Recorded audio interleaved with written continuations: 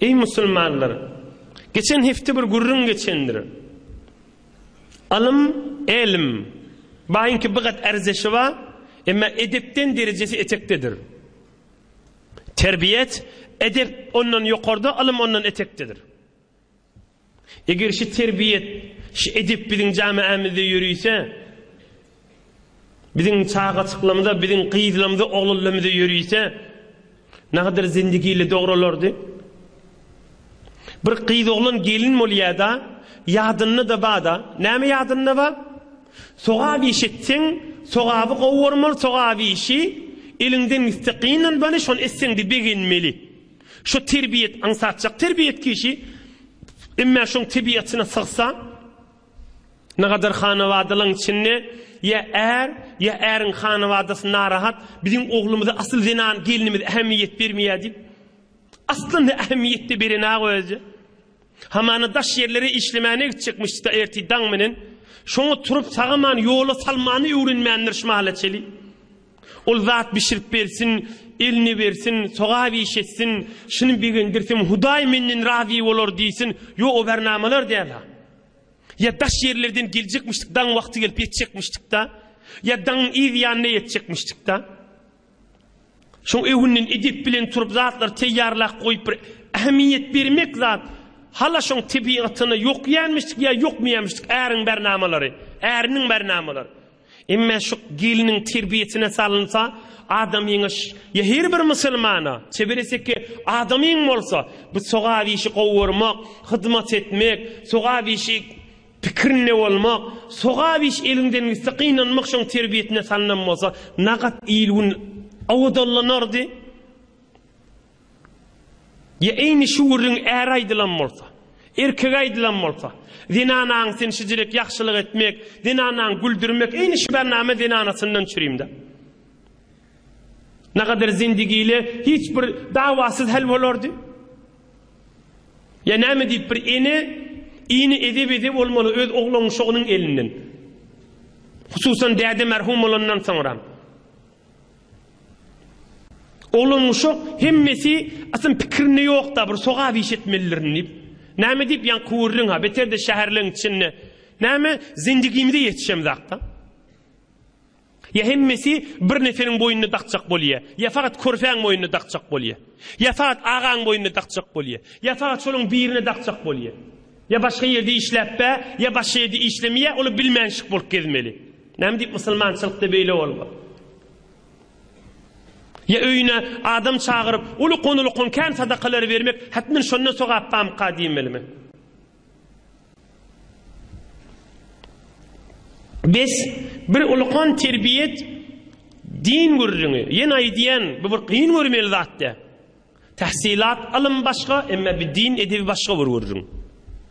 Din terbiyeti hanavadala zindigiyle doğrulmadan sürün bir gerek hamana şuurunu yank Resulullah cana bir adam geliyor sataşya da şayet bir alımlı adam ya dünyanı örttür harice gidiptir Avrupa'da geziptir hamana gelip şurada oturan olsa öyle bir profesörmüştük ne ama güymevati ahun diyse men şuna ak cevabay diyen bir güymin mildel bir insanlara edebi diyen görürüm.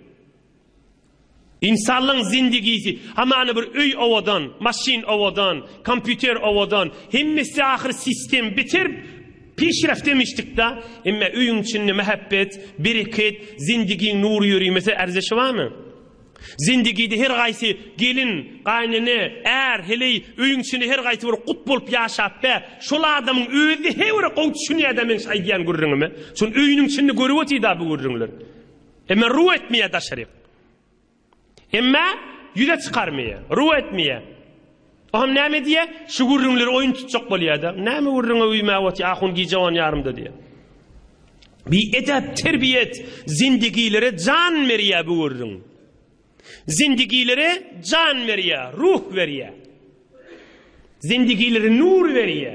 Arameş veriyor, bereket veriyor. Nehvi zindigi ne urediyor. Ohum yeni bir gurrun maşın içinde, hamanı şehirlerin içinde, yankay diyen gurrun da, şehrin içinde yaşap birini kenşmal oturulun içinde.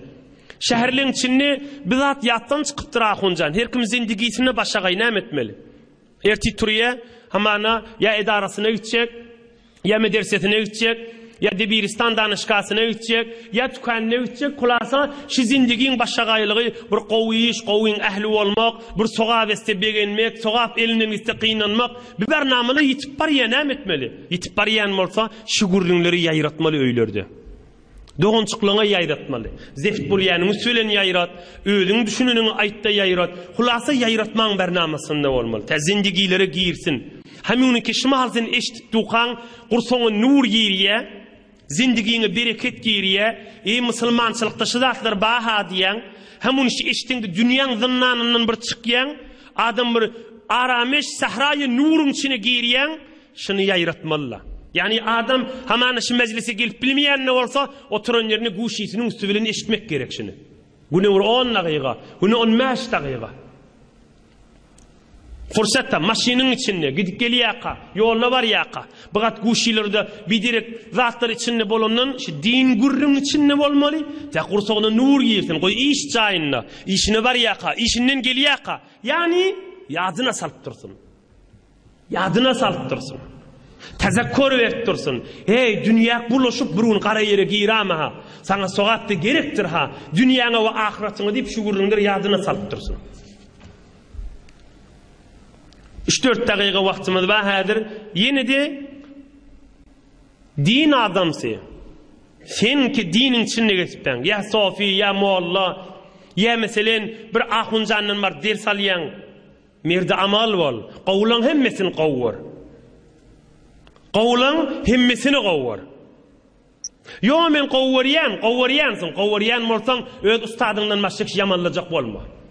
Gıybet haramdır. Mana haram bolşýar, sana da haramdır. Hemmemize haramdır. Töhmet etmek haramdır. Hudaý hemmemize den haram etipdir.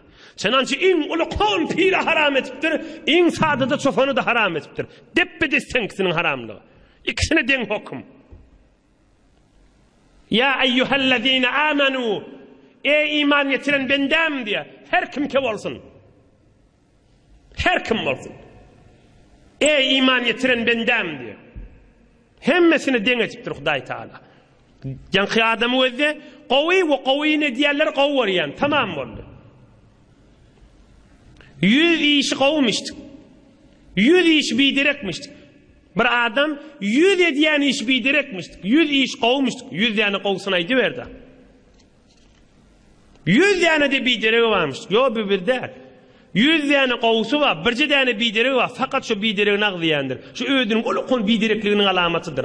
Näme nur ýok da qowyny görer ýaly. Öz bidiregi adam bolantyň fakat şu kem ýeri görýändir. Keplerini de şonu aýtýandyr. Görenni de şonu, eşitenni de şonu. Bir qawluň wurdaldyr. Bu ahirki derste näme? Ahirki ders muny birje kep bilen tamam edýäli. Hazreti Ömer'in oğlu aýdypdyr. Ak nasihat ýüregiňe sal. Kim aýdypdyr? Hazreti Ömer'in oğlu aýdypdyr. Kim aýdypdyr? Hazreti Ömer'in oğlu aýdypdyr. Şunu okuyup tercüme edip tamam edeyin. Wallah law sumtu'n nahara la uftiruh ve qumtu'l leyla la anamuh ve enfaqtu mali fi sabilillah thumma amutu ve leysa fi qalbi hubbun li ahli't ta'ah ve bughdun li ahli'l ma'siyah ma nafa'ni zalika şey'a. Keza fi faydil qadir lil mannawi quddisa sirruh. Hazreti Ömer'in oğlu aýdypdyr. Allah bilen and içýänipdir. Ömrüm ötýänçem arada tutsam. Ömrüm ötýänçem arada tutsam. Ömrüm ötýänçem gijele namaz okuýsam. Ey gowja adam. Ey mescide gatnaýan. Allah üçin gulak as. Ey pire, qol ver çökötşen. Allah üçin gulak as. Sana da nasihat gerektir. Hiyal etme, sana nasihat gerek değil mi Kadip? Hazreti Ali nasihat kulağa asyanmıştık. Nasihat man da gerek ve hemmem de gerektir. Hazreti Ömer'in oğlay diyer. Eger giyiciliğin şodurşunu vadat bilen geçirsem, eger günnüyler şodurşunu arada tutsam, malımın şodurşunu sadaka versem, kıyamata varamda bana hiç peydası yok, bir kazat kaptalımda bolmasa deyiptir. O da näme zat? Hudaýyň dostlaryny gowurmak men içimde bolmasa deyipdir. Hudaýyň dostlaryny gowurmak men içimde bolmasa, ömrüm arada tutup, ömrüm geceler namaz okuyup, zikir, tesbih, muragabat, hadis tefsir der saytiya, hadisleri öktürmüştük, Bukhari'den aydiyanmıştık, Müslim'den aydiyanmıştık, ve göre tebliği öktürmüştük, emr-i marufu öktürmüştük. Emma kova adamları kovurmak şoň yüreğinde yok da. Ya tesbihin cak edip mitsidat leýänmişdik. Kova adamları kovurjak gadanna. Ya bir adamı Hudaý tarafından, ey falani Allah'ın dostudur ha deyip şoňa aýdylsa da şonu kovurjak gadanna. Bahilçılığı bilen, ya hasutçılığı bilen, ya özünün içindeki bidirekligi bilen. Hazret Ömer'in oğlu näme diye? Şol adam kıyamata baranda sıfır bolup barar deyipdir. Allah'ın dostunu gowurmak dinin içinde makam görüründür. Allah Taala yaşayışlarınız nurdan dolu etsin. Hudaý iki dünýäňizi abatlıktan ayırmasın. Hudaý Taala hemmäňizi gowa adamlaryň ählinden edip kıyamatda gowy dostlary bilen bile tursun. Hudaý Taala hak Resulullah'ın mehabbeti, ışkı şefaatini hemmämizden mahrum etmesin Allah Taala.